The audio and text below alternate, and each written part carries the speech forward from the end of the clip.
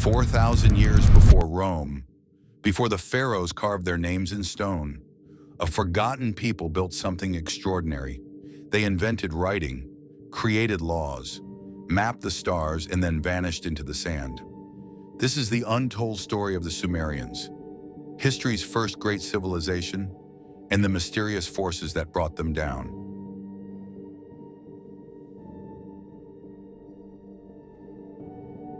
In the land between two rivers, what we now call Iraq, an ancient people turned mud into miracles.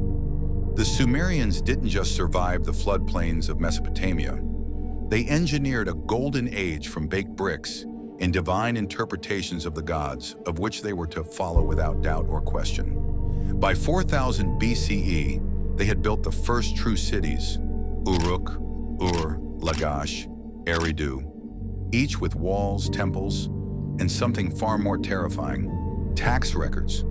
Their secret weapon? Cuneiform, wedge-shaped marks carved into clay.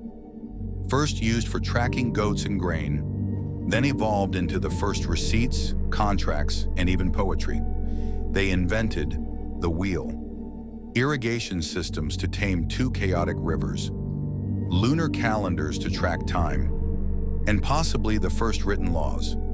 But what truly set them apart? Their obsession with the divine.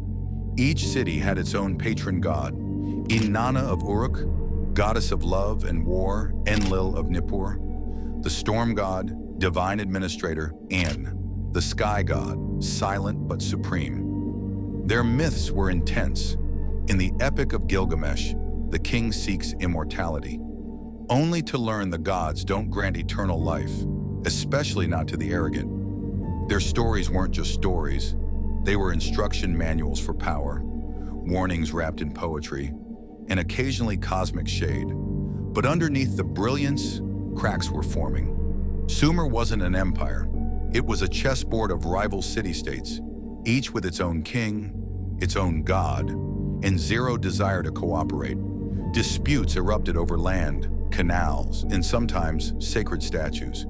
Yes, in Sumer, stealing a rival's god was a legitimate act of war. One of the earliest recorded rebellions, the Umma-Lagash conflict. Led by a rebel named Lugal-Zagyesi, Umma rose against the powerful Lagash and won, briefly, until a man named Sargon of Akkad appeared, crushed the rebellion, paraded Lugal-Zagyesi through the streets in chains, and declared himself ruler of the world's first empire. Meanwhile, within the cities, corruption festered. Temple scribes manipulated grain tallies. The elite grew rich. The poor sank under debt, forced labor, and endless wars. As temple power expanded, the common people, who once felt protected by the gods, began to feel exploited by them. Priests became tax collectors. Holy sites became banks. The divine became transactional. City-states competed not only with spears, but with theology. Each claimed their god was the supreme force of the universe, often rewriting myths to give their local deity cosmic credit. And while rulers waged war inside the cities, hunger and inequality brewed. Food shortages caused riots. Displaced farmers flooded urban centers, overwhelming already strained systems. Refugees from drought-stricken regions pleaded for aid that never came.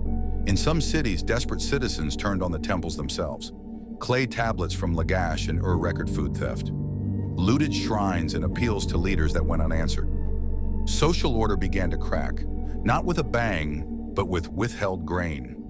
Women, once respected as priestesses and scribes, began disappearing from the records as society tightened around failing institutions.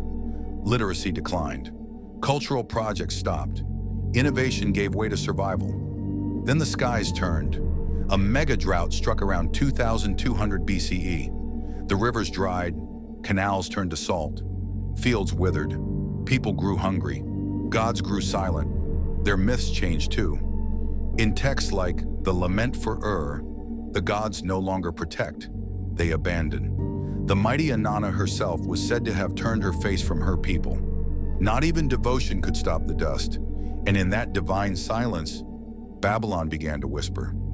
In Mesopotamia, power didn't just come from the sword, It came from the sky. Each city's god was more than a symbol. They were the political spine, the cultural brand, the sacred justification for rule. But when the gods of Sumer stopped answering, new gods started speaking. Babylon, once a dusty outpost on the Euphrates, reimagined the cosmos itself. Their priests didn't just pray, they rewrote the script. Their god, Marduk, wasn't content to share the heavens. In the myth Enuma Elish, he slays the chaos dragon Tiamat, slices her body in two, and forms the sky and earth from her remains. He doesn't just inherit the universe, he builds it, declares himself king of the gods, and demands loyalty from the old divine order.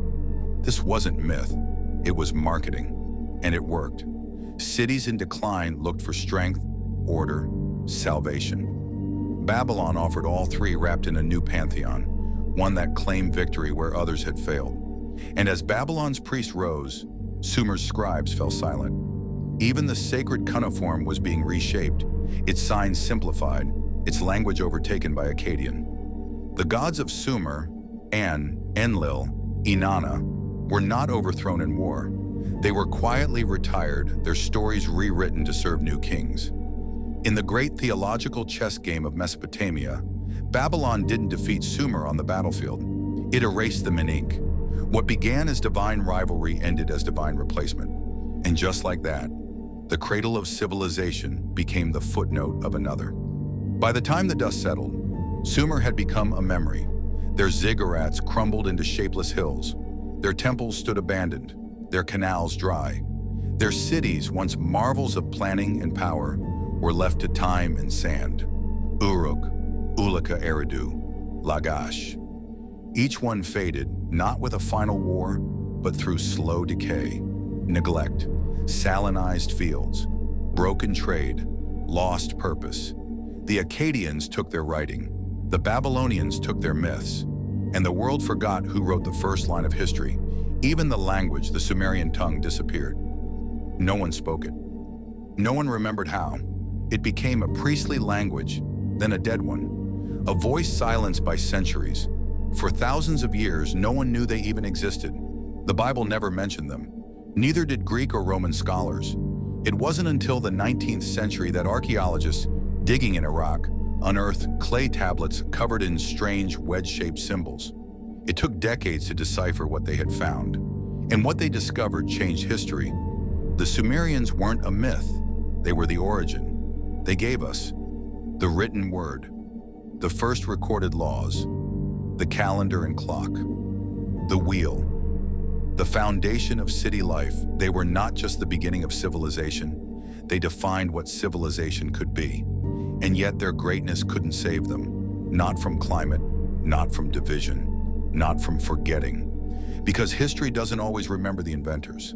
Sometimes it remembers the conquerors. But every time we write a contract, plan a city, tell a story, we echo them. Not as conquerors, but as creators. We often think the future is built on progress, but sometimes it's built on ruins. The Sumerians gave us writing, cities, science, law, and even the revolutionary tool, the wheel. Yet they seem to have vanished even faster than they appeared. So here's the question. If the first civilization could disappear, why do we think ours can't? Maybe the more advanced we become, the more ancient their warning becomes. And maybe, just maybe, we are the next great civilization waiting to quickly become the next great forgotten civilization, which is still alive today, but could be gone tomorrow. What we will learn from history is ultimately up to us. Will we be able to learn, change, and adapt from our rigid ways of mass consumption, environmental destruction, wildlife decline, and capitalistic ways? Or will we too soon perish, as did the first great civilization of known history? Stay with us for our next journey as we uncover the secrets of another ancient and enigmatic world, the ancient Egyptians. From their celestial beliefs to the silent codes buried in their tombs, we'll dive deeper into the echoes of a time where gods walked beside kings. And if this story made you think, even for a moment, hit that subscribe button. Our goal is to provoke thought and spark the idea that throughout time, there have been events that have tipped the scales of time for many a great civilizations. For better or for worse, we may never really fully know. But perhaps what we should consider is, we're here now. Let's all try to make the best of it.